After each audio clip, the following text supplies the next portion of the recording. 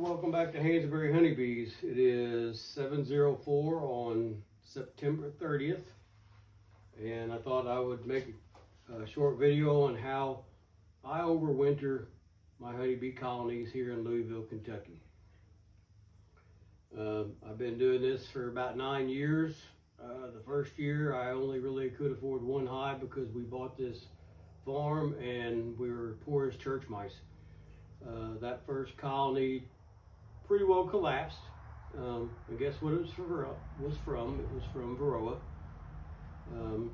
Don't hold me to all the numbers, but I went from the next year 9 to 37 to 57 to 8 or 9 years later. We're pushing 160 to 170 colonies right now, and my average colony loss per winter is probably in between 2 and 5%. And this is what I do every year. First thing, as soon as I get the honey off, around August, I do start treating for Varroa. Sometimes I do a pre-wash, sometimes I don't. Don't want to really touch this much because then I get in trouble when I go into the house because they stink.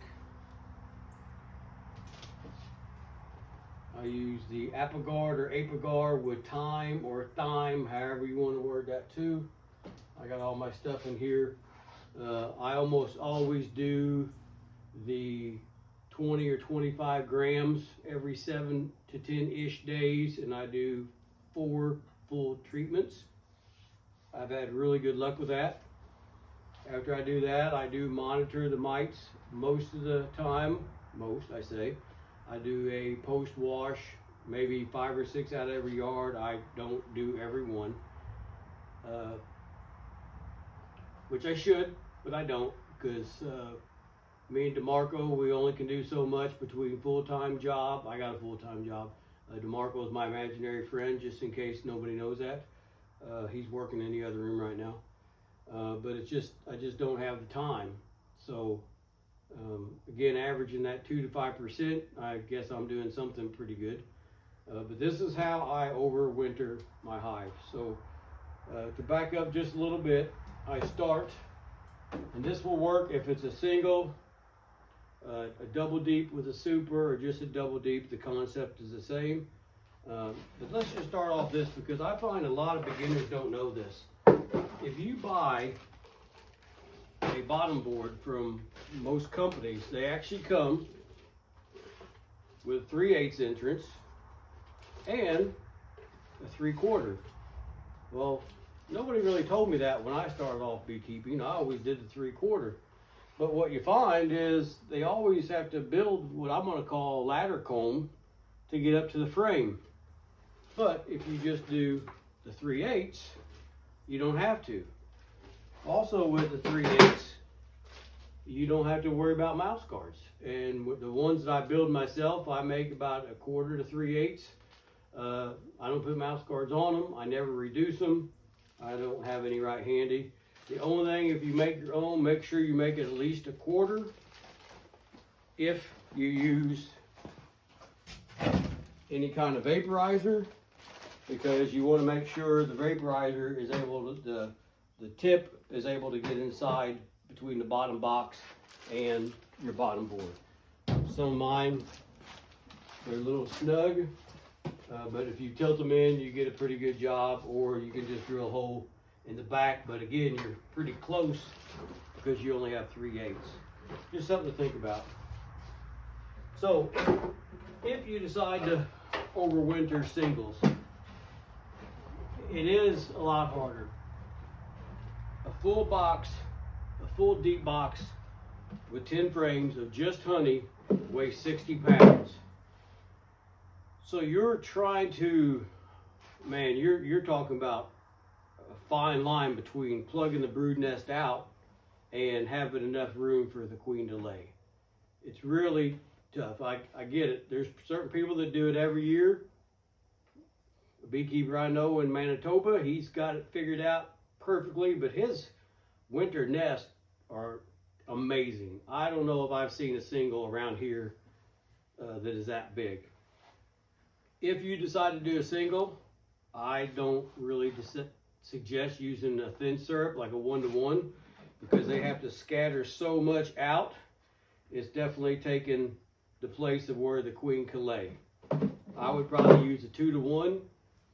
That way they're storing it more in per cell, if that makes sense. It can be done. So I do overwinter some singles, but usually it's just because it was a late swarm, or I don't know, I did a late split, or whatever the reason is. The good thing about running a single hive management in the winter is if you have an emergency food, whether it's a fondant or hard sugar bricks or whatever you choose, you know, you got to do a little visualizing here, and I'll just show you since I have one here. We'll just say this is a winter brick. You put it in here. You know, if the bees come up through and eat straight up, you know, as soon as they get on the single deep, as soon as they get here, they're going to eat all this. It's going to be pretty tough for them to freeze to death because they can't get the food because they're already on the food. You know, if you run a double deep or a deep and a medium, or a double deep and a medium, you know, they're coming all the way up. But we'll just say, act like this is a double deep. They're going straight up. You know, in a cold day where they are not moving much, they move like a 0.5 millimeter a day. And that's why people will say they can starve to death when they're just only an 1/8 inch away from their food. On a single, they go straight up. They can't really get away. But if it's a double, once they get all the way up, if they run out of food and if you don't have extra stores, they got to try to get around these comb to the next seam. It's pretty tough when it's a, you know, they're only moving a 0.5 millimeter a day. So I like singles. There's a different viewpoint. I've heard some people say that the bees definitely come out of winter bigger on doubles, and I've heard people disagree with that. I'm not going against either one of these two gentlemen. So, all right. So that takes you to the basic setup here, and most of mine are in either a deep and medium or a deep and 2 medium, and I have a different reason why I do that too. I do try to make some splits in the spring, and I found with a deep and medium, you know, basically in spring the nest is up top, or the cluster is up top, and when the temperatures break, I can simply reverse them. And this is just what I do. And then the queen will lay up in here, and then it makes it easier for me to pull frames for my split. That is really the only reason I would reverse them. Normally I don't reverse. I find most hives will move back down in the spring. The only exception, and my wife will back me up, we have an observation hive in our bedroom, which is a triple 3 stack, and they will never ever go down to the bottom box to have honey or brood in it. Even when I reverse them, they will move up and they will not go back down. They're like that right now. So, not always, but most of the time. So, all right, so back to my regular setup here. Now I'll show you what I do to a lot of my colonies. I buy or I make a shim, and basically this is only 1.5 inches. I would suggest maybe a little bigger if you got to buy a 1x2 or a 1x6 and split it down. It works fine, but there are some instances when I'm feeding with a baggie, the baggie will stick over top of this, and then I have to basically push the air out to make sure it fits. And on one topic on this, on feeding, feeding syrup slower to bees with a pollen flow coming in will stimulate your bees more than a thick syrup with pollen coming in. So what I do is I use, basically I don't have any here, but thumbtacks. I get thumbtacks, I keep them in my jacket, I'll put 2 or 3 pinholes in it. With a thumbtack, I walk away. It'll take them 2 or 3 days to take this half a gallon or 3/4 of a gallon, whatever it is, down. I feel they use it most of the time, but over time I'm sure they do store it. So I do that. Also, well, I'll show you that later. So we'll just say we're skipping to this setup and they're at winter weight. You're ready to put your quilt boxes on, your shims, whatever you use.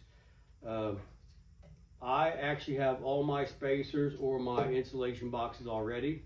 And why is because I want to make sure it gives the bees enough time to glue this extra joint down.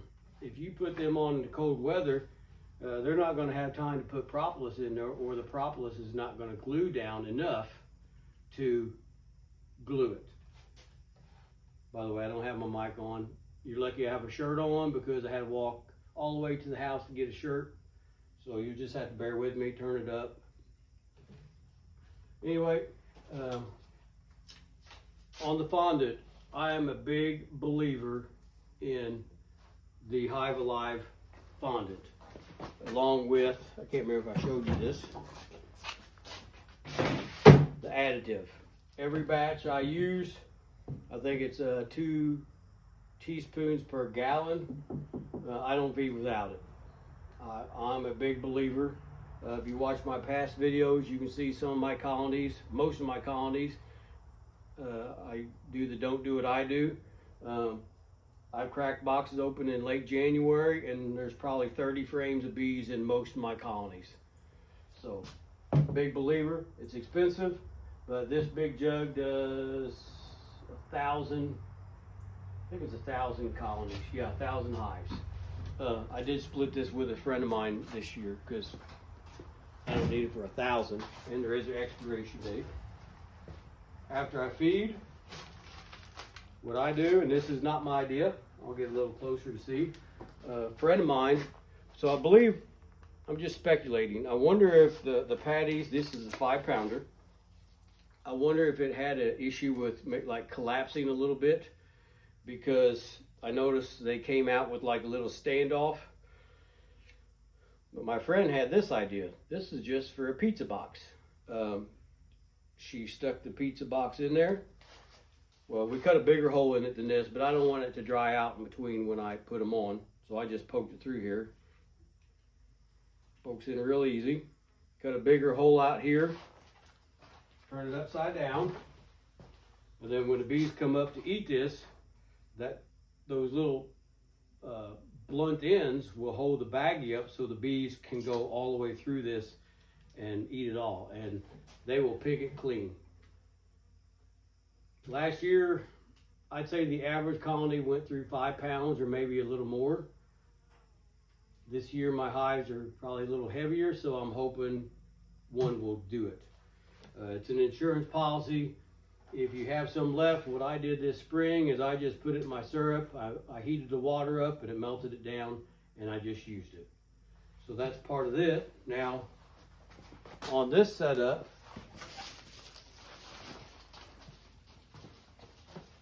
a lot of you have seen this. Again, not my idea. I saw this first from Ian Stepler. It's reflective. It's for pole barns. To reflect the heat off mostly from the roof metal. I put it on top of my shim. That way, whatever system you use, it will seal these cracks down. So most of my hives nowadays, because of the expense, I use either a 1-inch or 2-inch foam board. This is the R5. I just picked up some the other day. And the R5, my wife's in her chicken coop. The R5 is like $23. The R10 is, what was it? It's more than double. So I bought 2 pieces of the 1-inch for cheaper. And if I have to, I just double them up. So a couple reasons why I use this Reflectix is if you just put this right on top of a colony, the bees are going to chew holes in your foam. I don't like that. So I put the Reflectix on, the foam, and then my lid. Pretty simple. Now, say it's cold and you're worried about your bees, it's dead of winter, you can take your foam off, and instead of just having an inner cover or a lid, you actually can, and this will be glued down because there's propolis already glued, you can literally just peel the corner of it off or half of it off and see if you have patty where you're not letting all the heat out. Put the lid back on, you're good to go. So that's that. Most of my colonies, I'd say, I don't know, 100 of them probably have this now. And this was just brought up to my attention, or a question today. People use the word dinks or small or weak. I just say small. I don't overwinter dinks or weak colonies. I do overwinter some small. So somebody asked if you can use a double screen board, and then the next question was, well, what do you do about the emergency food? Well, what I do is here's my double screen board, nothing major, 2-inch holes, both sides. What I will do is I'll put my double screen board on. Actually, put it on here. My Reflectix on here. I will have the holes cut out the same as what these two holes are. Then I'll put the double screen board here. Then my other small hive on top of it, and then I'll repeat the top.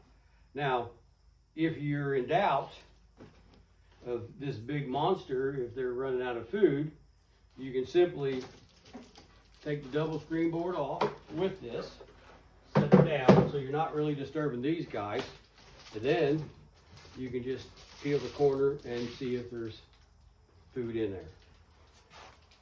I have good luck overwintering small ones. Last year I did 3 or 4 that were in Jester nuke boxes and kind of did the same scenario, but instead of having them stacked on top of each other, I shoved them together. So that's how I do that. Now, when I only had 50 or 60 colonies,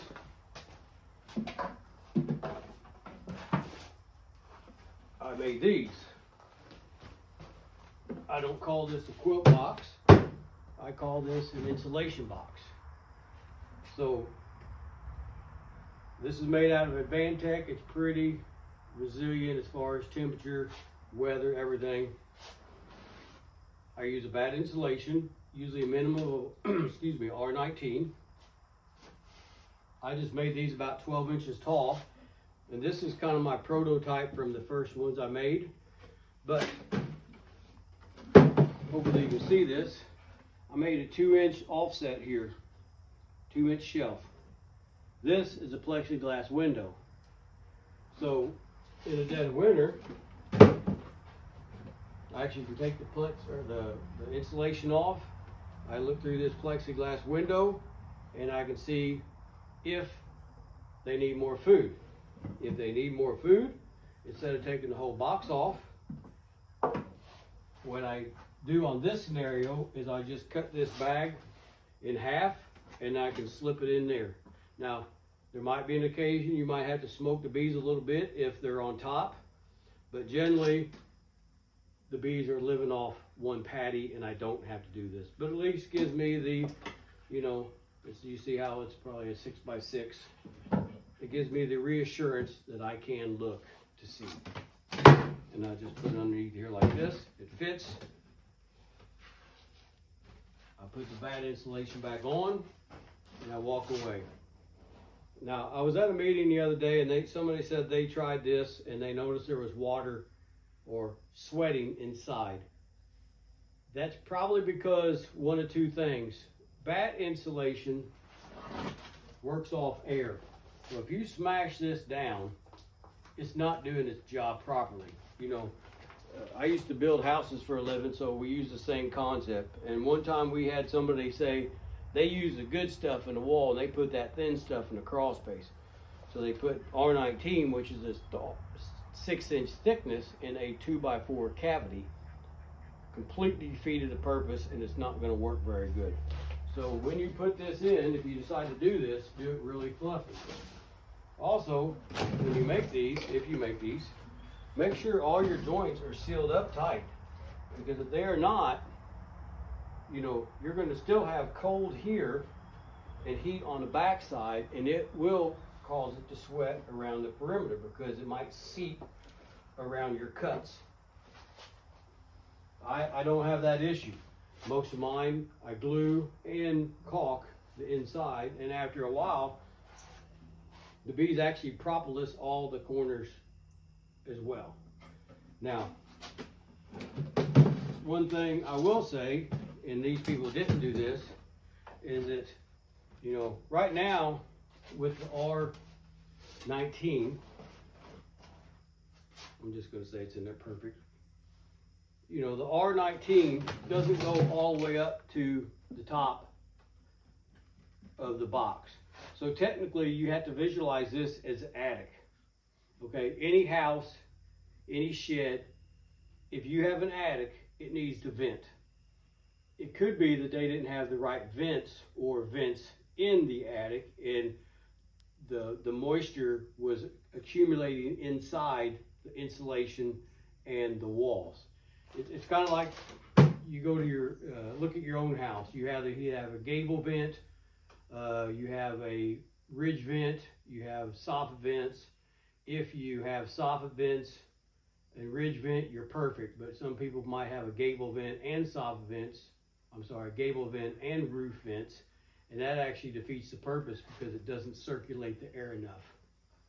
I recommend what I did on this one, and this one's been in my truck, so it's not perfect yet, but I actually just drive roofing nails in the corners of the boxes, and then I put the lid on. It still has the cross ventilation on the lid, and everything is fine. So that is that. So since I'm here, I'll address another topic for winter. Ventilation or not ventilation. So it's probably been 3 or 4 years ago, a good friend of mine, at the time we had about 100 colonies total. And we had only these boxes being used. She had hers, I had mine. 33 of the boxes-ish, it might have been 29, might have been 34, but it roughly had 100 colonies and 33 boxes with 1 3/4 inch hole in it. We had 30-ish boxes with a hole in the front and the back, and we had 30 boxes with 0 holes in it. And at the end of the winter, I think we had 3 colonies perish between the grand total, and we had 1 colony out of every setup that died. So I'm thinking it really doesn't matter. So what I did find on most of mine that had the holes, the bees glued all of it up except maybe a bee thickness. So definitely they didn't need a 3/4 or 1 inch hole. I can't, looking at the one on my truck, it looks like it's an inch hole. They don't need it. So now I don't have any holes in them unless it just happened to be there and they closed them all up. So I don't worry about it. I think we've all heard people say that their colony died and it died because it got moisture. If I'm a guessing person, that's not why it died. It probably collapsed from viruses, starvation, whatever. And when they say they see wet bees, it's probably because the bees are decomposing. It's kind of like if we die and nobody finds us, we're going to decompose, and it's going to be an awful mess around us too. That's my guess of what's going on. So I don't ventilate hives. I don't wrap them. I think wrapping probably will help. I think your bees would use less food. If you have 1 or 2 hives, great, or 10, but we can't do it at this scale we're at. Another thing with this setup box, when I'm doing at my house, is feeding.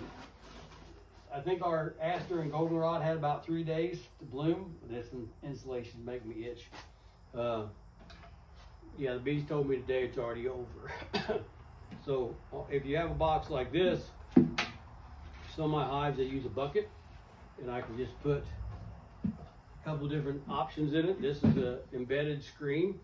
You can poke it in here. You can invert it inside the bucket. You can put your insulation around it. The bees don't smell it because it's encased with insulation. The bees can take the syrup and almost never have any issue with the robbing. I only had 1 colony get robbed out this year so far, and I run all solid boards except 1, and the screen bottom board is the one that got robbed out. So take that for what it's worth.